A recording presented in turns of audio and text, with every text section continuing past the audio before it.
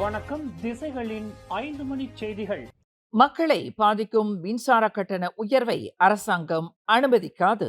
பிரதமர் அன்வர் இப்ராஹிம் வாக்குறுதி. மக்களை பாதிக்கக்கூடிய மின்சார கட்டண உயர்வை அரசாங்கம் அனுமதிக்காது என பிரதமர் அன்வர் இப்ராஹிம் திட்டவட்டமாக தெரிவித்துள்ளார். தெனகா நேஷனல் பர்ஹாட் மின் கட்டண உயர்வை அறிவித்துள்ள நிலையில் இது தொடர்பாக துணை பிரதமரை தொடர்பு கொண்டு விளக்கம் கேட்கப்பட்டுள்ளதாக அவர் கூறினார். மின் கட்டண உயர்வு ஏற்பட்டால் அது அதிக வருவாய் ஈட்டும் செல்வந்தர்களையும் தொழில்துறையினரையும் மட்டுமே பாதிக்கும். பெரும்பான்மையான மக்களை பாதிக்கக்கூடிய வகையில் எந்த நடவடிக்கையும் எடுக்கப்படாது என்று பிரதமர் உறுதியளித்துள்ளார். கெடாவில் செய்தியாளர்களை சந்தித்த போது அவர் இதனை தெரிவித்தார். டிஎன்பியின் அறிவிப்பின்படி மலேசிய தீபகற்பத்தில் மின்சார கட்டணம் 14.2 விழுக்காடு உயர்ந்து ஒரு கிலோவாட் மணிக்கு 45.62 சென்னாக ஜூலை 2025 முதல் உயரும். இந்த மாற்றம் 3 ஆண்டு கால RP4 திட்டத்தின் கீழ் ஜனவரி 2025 முதல் டிசம்பர் 2027 வரை அமலில் இருக்கும். இருப்பினும் ஜூன் 2025 வரை கட்டணத்தில் எந்த மாற்றமும் இருக்காது என தெரிவிக்கப்பட்டிருந்தது. டிஎன்பிக்கு ஏற்படும் செலவு அதிகரிப்பை அரசாங்கம் புரிந்து கொள்கிறது. ஆனால் கட்டண உயர்வு பெரும்பான்மையான மக்களின் பொருளாதார நிலையை பாதிக்காத வகையில் இருக்க வேண்டும் என்பதில் அரசு கவனமாக உள்ளது என்றும் பிரதமர் அன்வர் இப்ராஹிம் குறிப்பிட்டார். மக்களின் நலனை கருத்தில் கொண்டே அரசாங்கம் செயல்படும் என்பதை அவர் வலியுறுத்தினார். திமோர் லெஸ்டே நாட்டின் அதிபர் டாக்டர் ஜோசே ராமோஸ் ஹோர்தாவுக்கு பிறந்தநாள் வாழ்த்துக்களை தெரிவித்தார் மலேசிய பிரதமர் அன்வர் இப்ராஹிம்.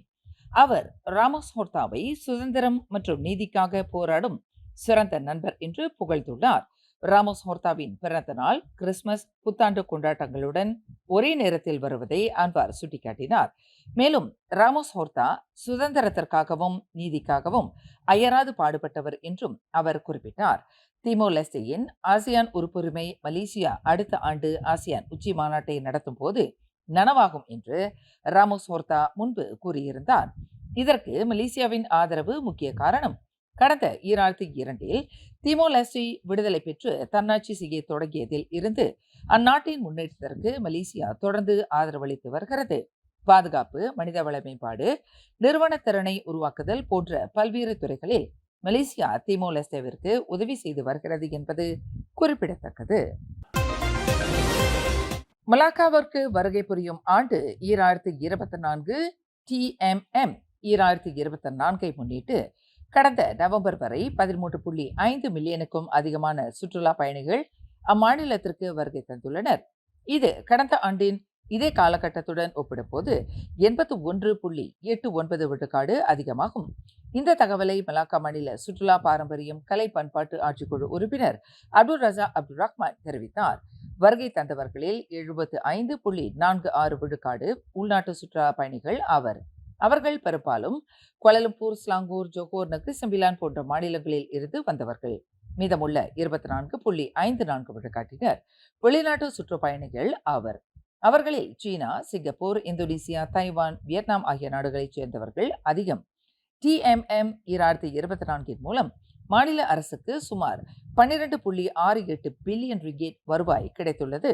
ஒரு சுற்றுலா பயணியின் ஒரு நாள் சராசரி செலவு 544 ரிங்கேட் 66 சென்னாக கணக்கிடப்பட்டுள்ளது.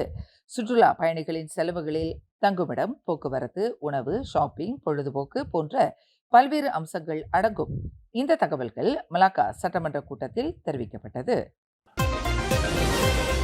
கலைத்துறையை தங்களின் வாழ்க்கை ஜீவாதாரம் என்று கருதி அத்துறைக்கே தங்களை அர்ப்பணித்துக் கொண்ட நிலையில் தற்போது நோய் உபாதைகளுக்கு ஆளாகி பல்வேறு சிரமங்களை எதிர்நோக்கியுள்ள கலைஞர்களுக்கு உதவிக்கரம் நீட்டி வரும் மலேசிய திரைப்பட மேம்பாட்டு வாரியமான ஃபினாஸ் அடுத்த ஆண்டில் 100 கலைஞர்களுக்கு உதவுவதற்கு இலக்கு கொண்டுள்ளது. கலைஞர்களுக்கு உதவும் தனது ஜியாரா மடானி அட் ஃபினாஸ் வாயிலாக இவ்வாண்டு 48 கலைஞர்கள் உதவித்தொகையை பெற்ற வேளையில் இந்த எண்ணிக்கை அடுத்த ஆண்டு 100 பேராக இருக்கும் என்று ஃபினாஸ் இலக்கு கொண்டிருப்பதாக தொடர்புத்துறை துணை அமைச்சர் தியோ நீச்சிங் தெரிவித்தார்.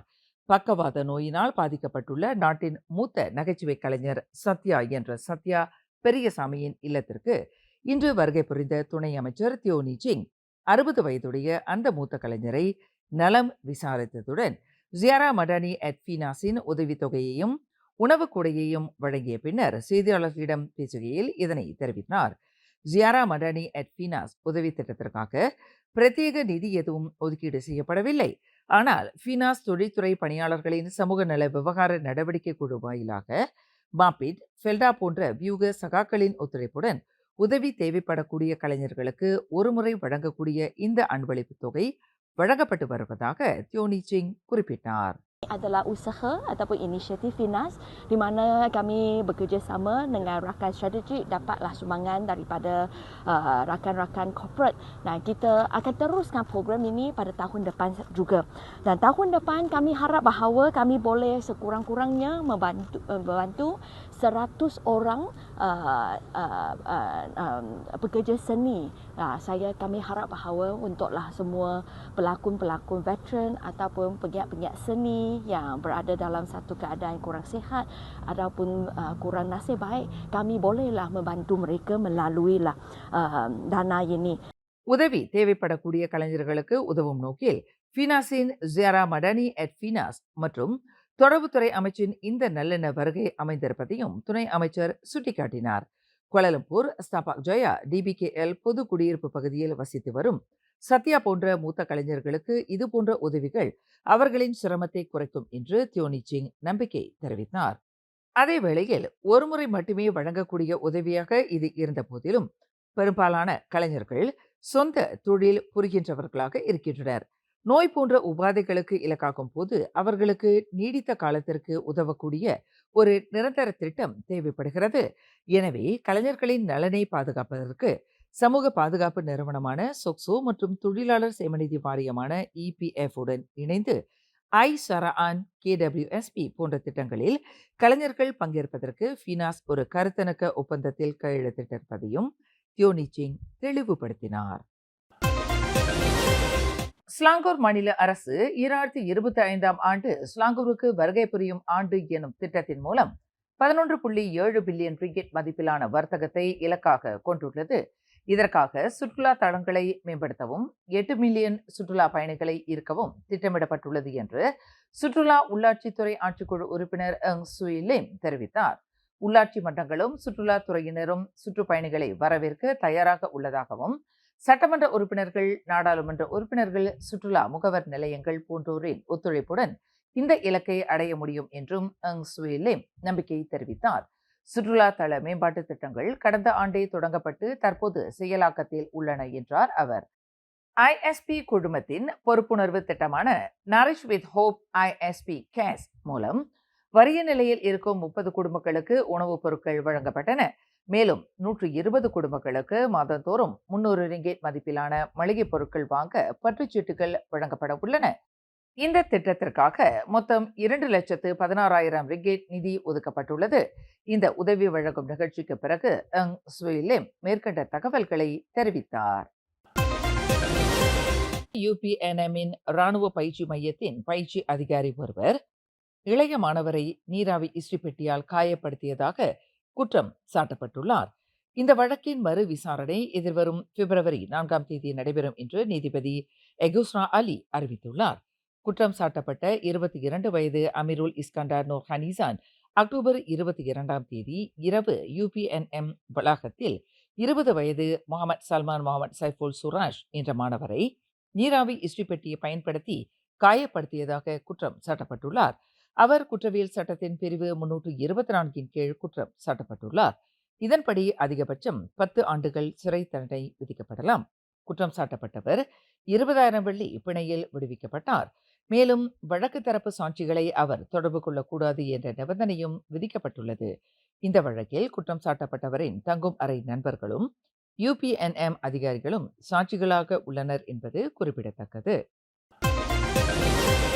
முகநூல் விளம்பரம் ஒன்றின் மூலம் அறிமுகமான பங்குச்சந்தை முதலீட்டு மோசடியில் சிக்கி வணிகர் ஒருவர் 8,35,000 ரிங்கிட்டை இழந்துள்ளார் என ஜோகர் பாரு ஸ்லாத்தான் மாவட்ட காவல்துறை தலைவர் அசிஸ்டன்ட் கமிஷனர் ரவுப் சலாமத் தெரிவித்தார்.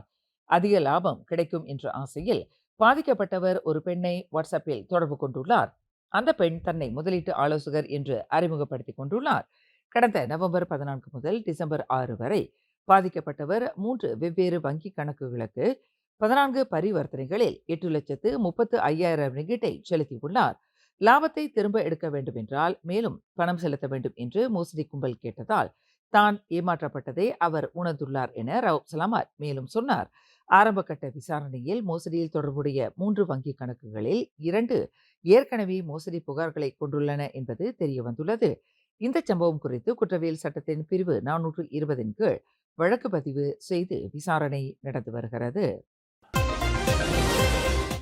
எகிப்தைச் சேர்ந்த 37 வயது ஆடவர் ஒருவர் தன் குழந்தைகளை துன்புறுத்திய குற்றத்திற்காக நீதிமன்றத்தின் முன் நிறுத்தப்பட்டார்.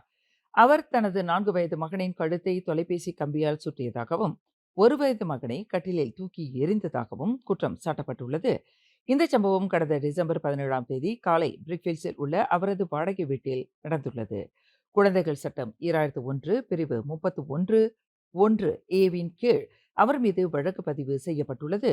இந்த பிரிவின் கீழ் குற்றவாளி என நிரூபிக்கப்பட்டால் அவருக்கு அதிகபட்சம் 50,000 ரிங்கெட் அபராதம் அல்லது 20 ஆண்டுகள் சிறை தண்டனை அல்லது இரண்டும் விதிக்கப்படலாம்.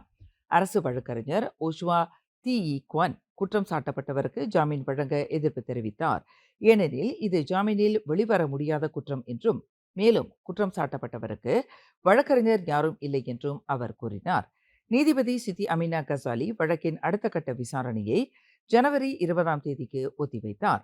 அன்றைய தினம் ஆவணங்கள் சமர்ப்பிக்கப்படும் என்றும் குற்றம் சாட்டப்பட்டவருக்கு வழக்கறிஞர் நியமிக்க ஏற்பாடு செய்யப்படும் என்றும் தெரிவிக்கப்பட்டுள்ளது.